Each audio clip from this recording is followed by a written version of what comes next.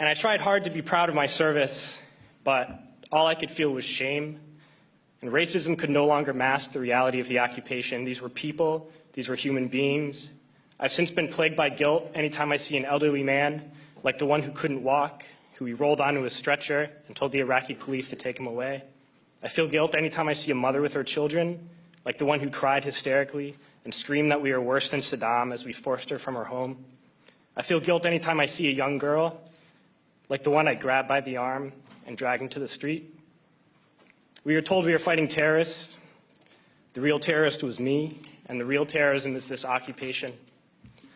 And the ruling class, the billionaires who profit from human suffering, who care only about expanding their wealth, controlling the world economy, understand that their power lies only in their ability to convince us that war, oppression, and exploitation is in our interest.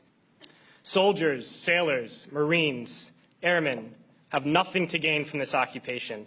The vast majority of people living in the U.S. have nothing to gain from this occupation. In fact, not only do we have nothing to gain, but we suffer more because of it. We lose limbs, endure trauma, and give our lives.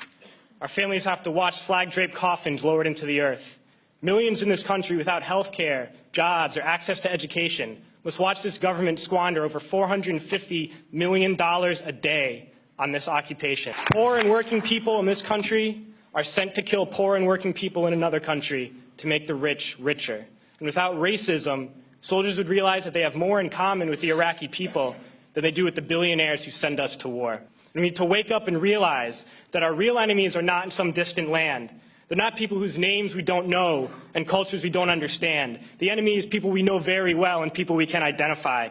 The enemy is a system that wages war when it's profitable. The enemy is the CEOs who lay us off from our jobs when it's profitable. It's the insurance companies who deny us health care when it's profitable. It's the banks who take away our homes when it's profitable. Our enemy is not 5,000 miles away. They are right here at home. And if we organize and fight with our sisters and brothers, we can stop this war, we can stop this government, and we can create a better world.